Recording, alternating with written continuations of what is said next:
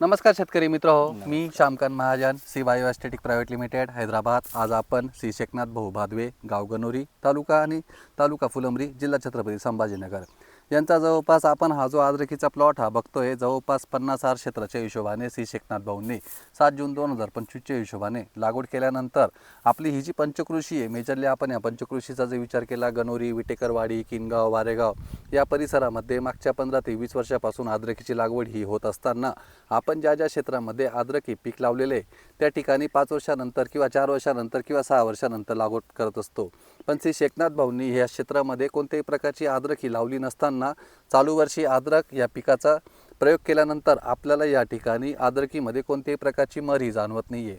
आपण ज्यावेळी म्हणतो की अद्रक लावल्यानंतर जूनमध्ये, जुलैमध्ये, ऑगस्टमध्ये आपल्याला सड किंवा मर ही मोठ्या प्रमाणात जाणवत असते, कारण की अद्रकची बुरशी अद्रक काढल्यानंतर 2 ते 2.5 वर्ष जमिनीमध्ये राहिल्याने आपण त्या ठिकाणी ज्यावेळी 3 वर्षांनी, 4 वर्षांनी, 5 वर्षांनी बागायती क्षेत्रामध्ये अद्रक ही पीक रिपीट करतो, त्यावेळी आपल्याला बुरशींचा सामना मरीच्या रूपांतरामध्ये अद्रक हे पिकामध्ये जाणवत असते। आज आपण अद्रक हे पिकामध्ये जर विचार केला तर आपण कन्नड, फुलंब्री, सिल्लोड, भोकरदन या भागामध्ये ज्या ठिकाणी अद्रक होत होती त्या ठिकाणाहून अद्रक ही शिफ्ट होताना आपली दिसते, कारण की क्षेत्र हे दिवसेंदिवस कमी होत चाललेले आहे। ज्या ठिकाणी क्षेत्र आपण अद्रक ज्या ठिकाणी लावतोय त्या ठिकाणी शेतकऱ्यांना आर्थिक नुकसानीचा सामना हा बघायला मिळतोय।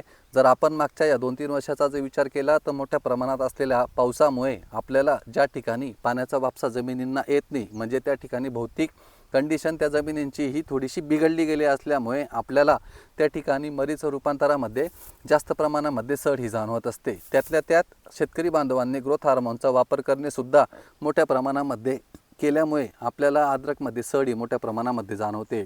पण श्री शेखनाथ भाऊ माऊली यांनी 7 जून 2025च्या हिशोबाने लागवड केल्यानंतर श्री विजय कृषी सेवा केंद्र गणोरी यांच्या माध्यमातून आपण या प्लॉटला 3 महिन्यानंतर झाल्यानंतर इंडिरूट्स आणि टेकीगोल्ड या 2 उत्पादनांचा वापर ड्रिपच्या माध्यमातून केल्यानंतर आपल्याला या प्लॉटमध्ये कोणत्याही प्रकारची मर म्हणा, सड म्हणा, निमॅटोड म्हणा, जमिनीला भुसभुशीतपणा, भौतिक अवस्था सुधारणा आपल्याला जाणवल्या, चांगले रिपोर्ट मिळाले।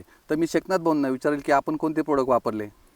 आम्ही सुरुवातीला इंडिरूट, टेकीगोल्ड आणि जैविक बुरशीनाशक असो, जैविक औषध असो। चालू वर्षी आपल्या भागात अद्रकीची काय परिस्थिती आहे? यावर्षी आमच्याकडे 80% लोकांचे प्लॉट सुरुवातीलाच लागून गेले दिवाळी पिरियडमध्ये। त्याचं काय कारण होतं?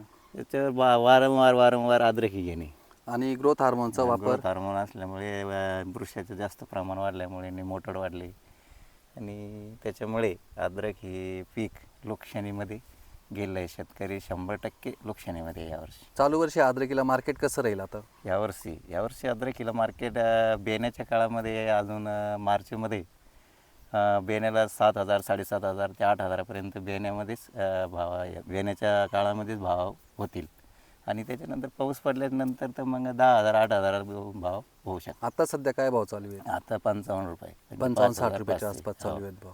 मग अद्रक बांधवांना मी सूचित करेल की चालू वर्षी ज्या ठिकाणी आपण अद्रकीचं पीक घेतलेलं होतं त्या ठिकाणी आपल्याला 70 ते 80% अद्रकीमध्ये मर जाणून आल्यामुळे आपल्या त्या ठिकाणी जमिनीमध्ये हानिकारक बुरशींचा प्रादुर्भाव हा मोठ्या प्रमाणात झाल्यामुळे आपल्याला त्या ठिकाणी मर किंवा सडी मोठ्या प्रमाणात जाणवते, नंबर 1। नंबर 2, ज्या शेतकरी बांधवांनी ग्रोथ हार्मोनचा वापर हा मोठ्या प्रमाणामध्ये केलेला आहे, कारण की आपल्यामध्ये संयम नावाची जी गोष्ट आहे ही कमी होत चाललेली दिसताना आपल्याला अचानक किंवा झटपट आपलं पीक हे फुगलं पाहिजे म्हशीसारखं किंवा हत्तीसारखा हा दृष्टिकोन असतो, त्यामुळेच आपण त्या ठिकाणी फसतो। ज्या ठिकाणी वापसा येत नाही आपल्या त्या ठिकाणी निमॅटोड तयार होऊन जातो। ग्रोथ हार्मोनचा वापर अशा ढगाळ वातावरणामध्ये ज्यावेळी शेतकरी बांधव वेगवेगळ्या पिकांना करत असतात त्या ठिकाणी पिकाचं अपटेक म्हणा, सर्क्युलेशन हा बंद असल्यामुळे ज्यावेळेस आपण ग्रोथ हार्मोन सोडतो त्यावेळेस ते सेल डिव्हिजन त्या ठिकाणी होऊन जात असतं। पण अशा वेळेस आपण जैविकच्या माध्यमातून श्री बायोकडनं ज्या शेतकरी बांधवांनी इंडिरूट्स, हॅलोचेक, टेकीगोल्ड, मायक्रोमॅग्नम, ऑर्गॅनो गोल्ड या उत्पादनांचा वापर योग्य वेळेस योग्य स्टेजेसला अद्रक या पिकामध्ये बेसल डोसमधून म्हणा किंवा ठिबक सिंचनाच्या माध्यमातून म्हणा किंवा फवारणीतून पिथियम, रायझोक्टोनिया या वेगवेगळ्या बुरशींचा अटकाव आपण या प्रोडक्टच्या माध्यमातून केल्याने आपल्याला अतिशय चांगल्या प्रकारे उत्पादनामध्ये वाढ किंवा अद्रकामध्ये टिकवण क्षमता म्हणा किंवा सड ही आपल्याला जाणवत नाही आहे। तर मी अद्रक बांधवांना इथून पुढे आपण बेणे घेण्याच्या हिशोबाने तयारीला लागणार आहे, कारण की चालू वर्षी अद्रकीचे भाव बघून नक्कीच आपल्या भागामध्ये अद्रक लागवडीची अंतर म्हणा किंवा जे क्षेत्र आहे हे आपल्या मोठ्या प्रमाणामध्ये वाढत असताना आपण जैविकच्या माध्यमातून अद्रक या पिकाकडे संगोपनाच्या दृष्टिकोनाने बघावं. ज्या ज्या ठिकाणी आपण रासायनिक ग्रोथ हार्मोन्स या उत्पादनांचा वापर करतोय त्या ठिकाणी आपल्याला लिमिट्स आले पाहिजे. जर आपण लिमिट नाही ठेवले तर आपलंच आर्थिक नुकसान होणार आहे.